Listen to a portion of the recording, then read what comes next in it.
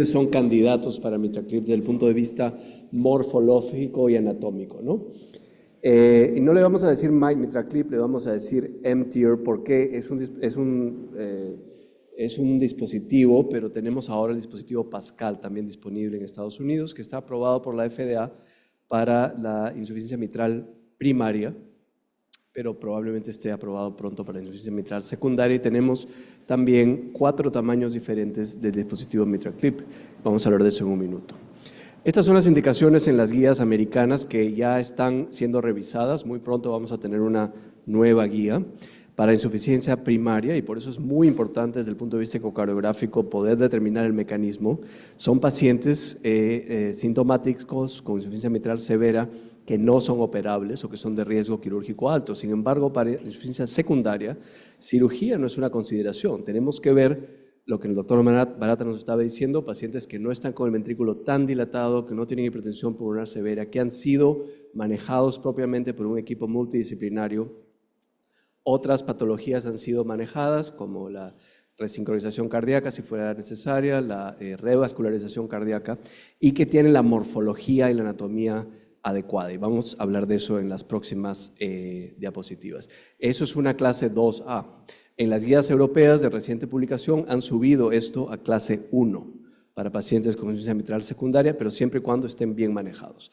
Entonces, el objetivo de la evaluación ecocardiográfica es confirmar el mecanismo, primaria versus secundaria o mixta, confirmar la indicación apropiada para emitir, excluir contraindicaciones, no queremos hacer daño al paciente, y determinar la elegibilidad anatómica primaria o secundaria. La pregunta clave ¿es posible lograr una captura segura y eficaz de los velos sin causar estenosis mitral o complicaciones?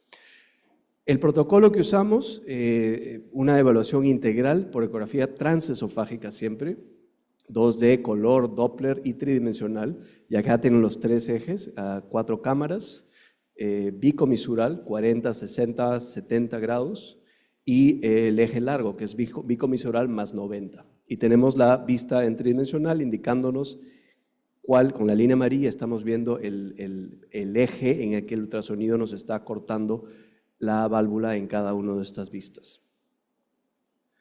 Y tenemos que determinar si, integrando toda esta imagen, si estamos lidiando con insuficiencia primaria, con un flail o un prolapso o una disfunción, digamos, del tejido, que podría ser una contraindicación para emitir, o una insuficiencia mitral secundaria, ya sea clase 3 por dilatación del ventrículo o lo que llamamos la secundaria auricular, que es la dilatación del anillo. Una vista muy importante que yo recomiendo es la vista bicomisural con biplano. Entonces, si vamos escaneando o barriendo del lado lateral, que es A1P1, al lado medial, que es A3P3. Entonces, en el lado derecho de la pantalla podemos ver exactamente el velo anterior y el velo posterior, y con la vista en faz podemos ver dónde está la anatomía, dónde está el problema, por dónde viene la insuficiencia mitral. Vamos a identificar la ubicación de la insuficiencia mitral y predecir el ángulo de agarre del clip. Si estamos en el centro, A2P2, eso es óptimo, porque esa es una zona en donde no hay cuerdas, no hay inserciones de cuerdas, y es el diseño original del MitraClip viene del punto de Alfieri, ¿verdad? Quirúrgico, que era en el centro de la válvula mitral. Comisural, un poco más complejo, y usualmente contraindicado es cuando hay hendiduras o perforaciones. Vamos a medir el velo posterior, eso es muy importante. Cuando ustedes hacen la ecografía transesofágica, en el lugar donde está la insuficiencia mitral, en el lugar donde vamos a tratar de poner el clip, medir la longitud del velo posterior, porque hay unas cantidades mínimas, dependiendo del tamaño del clip, que van a ser 6 milímetros para el clip más pequeño y 9 milímetros para el clip más grande y 8 milímetros para el dispositivo Pascal. El velo anterior, por supuesto, muy importante para el abordaje quirúrgico, para el riesgo de obstrucción del tracto de salida, etc. Y esto lo podemos hacer con una reconstrucción tridimensional multiplano, como vemos acá al lado derecho. Vamos a descartar el riesgo de estenosis midiendo la gradiente diastólica, debe ser en teoría menos de 5 milímetros de mercurio, pero incluso más importante que eso va a ser el área. ¿Por qué? Porque la gradiente puede estar artificialmente aumentada por un volumen de regurgitación muy alto, por flujo. El área no lo vamos a medir por la ecuación de continuidad, ni tampoco por el pressure half-time, no sé cómo le decimos en español, pero tiene que ser planimetría, y tiene que ser planimetría 3D. Y no lo vamos a hacer midiéndolo acá en la... No me funciona esto. No lo vamos a medir acá en el rendering 3D, sino tiene que ser en el MPR. Vamos a poner nuestro plano azul en la punta de los velos, perpendicular en el momento en que la válvula se abre lo máximo en diástole, y vamos a trazar esa área mitral, y tenemos que, idealmente tiene que ser más de 4 centímetros cuadrados. Para predecir el éxito del procedimiento también tenemos que ver los criterios originales del estudio Everest. Decían un ancho del flail de menos de 15 milímetros y un espacio entre el flail de menos de 10 milímetros no se considera una contraindicación actualmente. Sin embargo, esto nos indica que es un procedimiento más complejo y que probablemente requiera un clip más grande o 2 dispositivos. Y para insuficiencia secundaria tenemos la profundidad y la altura de coaptación. Tampoco es una contraindicación, pero nos está indicando un procedimiento un poco más complejo. Vamos a anticipar dificultades como problemas del septo interauricular. No nos está funcionando esto. Descartar trombosis de la orejuela izquierda. Y estas guías les recomiendo altamente que las lean, porque son las guías de la American Society of Echo para screening de intervenciones transcatéter. Y esto es para cualquiera, no tiene que ser un ecocardiógrafo intervencionista, pero alguien que trabaje en un centro en donde estos pacientes podrían ser referidos, para que no sea necesario repetirle la ecografía transesofágica. Y esto nos resume todas estas vistas y estas medidas que les estoy resumiendo acá. Entonces tenemos este cuadro de un artículo muy bueno publicado en Eurointervention, que nos dice desde el paciente más sencillo, el paciente perfecto, la anatomía perfecta, hasta el complejo o los que realmente se debería considerar otro tipo de intervención. Estamos hablando de, como ya les dije, la patología central, la ausencia de calcificación en el velo, un área valvular mitral de más de 4 centímetros cuadrados, el velo posterior 10 milímetros, aunque eso depende del dispositivo, y el gap de menos de 10 y el ancho de menos de 15. Un área mitral menos de 3 se considera una contraindicación cuando la válvula está calcificada en la parte de la válvula que vamos a tratar de pinzar, no en el anillo necesariamente. Eso se considera una contraindicación también.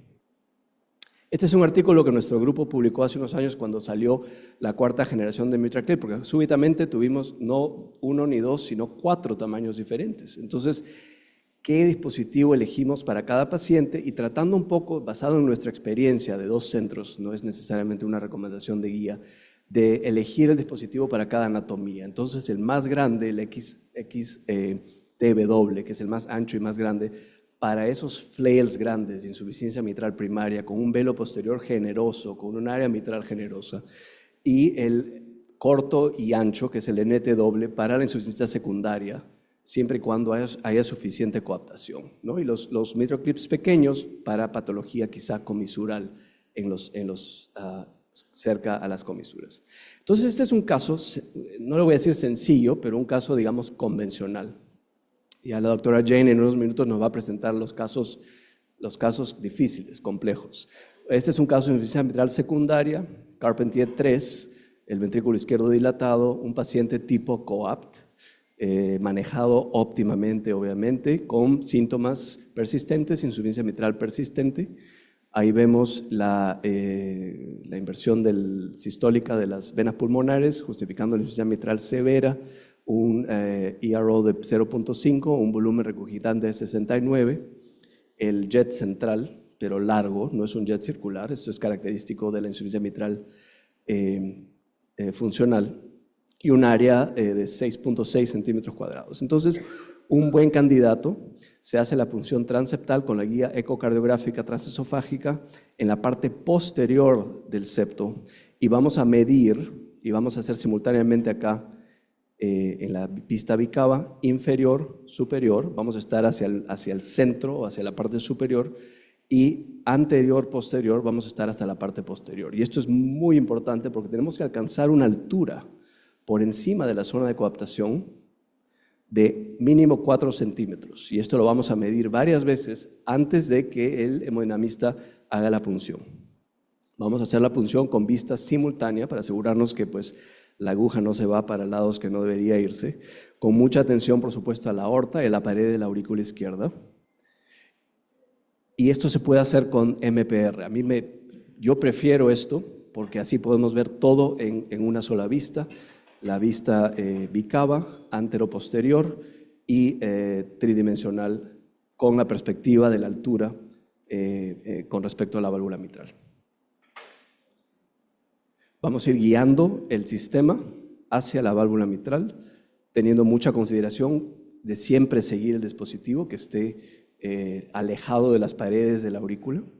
Y vamos a pasar a la vista 3D en faz o incluso mejor MPR. ¿Por qué? Porque así podemos ver simultáneamente la perspectiva, el alineamiento del dispositivo con el anillo mitral, la ubicación del dispositivo y el alineamiento de los brazos del dispositivo que tienen que estar perpendiculares a la zona de coaptación en donde se va a hacer el agarre.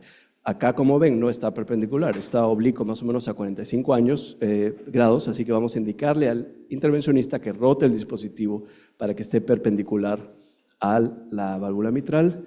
Vamos a probar qué botón del dispositivo controla el brazo anterior y el brazo posterior, y luego vamos a avanzar el dispositivo siempre con 2D. No lo vamos a hacer solamente con 3D porque tenemos que poder ver esa perspectiva. MPR mucho mejor, ¿verdad? Una vez que estamos debajo de la válvula mitral, vamos a bajar nuestra ganancia para que los velos se vuelvan transparentes y poder confirmar que los brazos están perpendiculares a la válvula mitral. Luego viene la parte del agarre de las valvas, confirmar que tenemos suficiente tejido y el cierre, y confirmación de la inserción adecuada de los velos, confirmación de la insuficiencia mitral residual con Doppler de color y una evaluación multiparamétrica. Hay que ver las venas pulmonares, hay que ver la gradiente, hay que ver los jets, hay que medir los jets y a veces hacemos lo que llamamos vena contracta tridimensional para realmente, como son jets múltiples, poder realmente determinar si eso es suficiente, si tenemos que mover el dispositivo o dejarlo ahí y poner un segundo dispositivo. Medimos la válvula, medimos la planimetría 3D y medimos la gradiente, ¿no? Y ese es un caso, como dice el doctor Little, en final de Disney, ¿verdad? Todos felices, un clip, se acabó el problema, pero no siempre son así los casos. Tenemos casos muy complejos, casos más complejos, y vamos a escuchar de eso en unos momentos, cuando es patología comisural, múltiples segmentos, patología de Barlow, calcificación del anillo mitral significativo, calcificación de los velos, siempre y cuando no sea el lugar donde vamos a hacer el pinchamiento, cuando el velo posterior está muy corto o el área mitral es borderline. Como ya les dije, menos de 3 no se debe hacer, entre 3 y 4 se puede hacer si es que tenemos un equipo con experiencia y pensamos que quizá un clip pequeño puede resolver el problema. Este es un paciente con patología comisural. La guía se hizo toda con 3D MPR porque una guía 2D no nos va a funcionar tan bien cuando estemos cerca de las comisuras, con mucho cuidado de no entramparse con las cuerdas de la válvula. Este es un paciente con calcificación del anillo, vean todo el calcio ahí, pero felizmente tenemos una longitud adecuada del velo posterior y un área mitral 3.5, o sea, borderline, pero se consideró adecuada.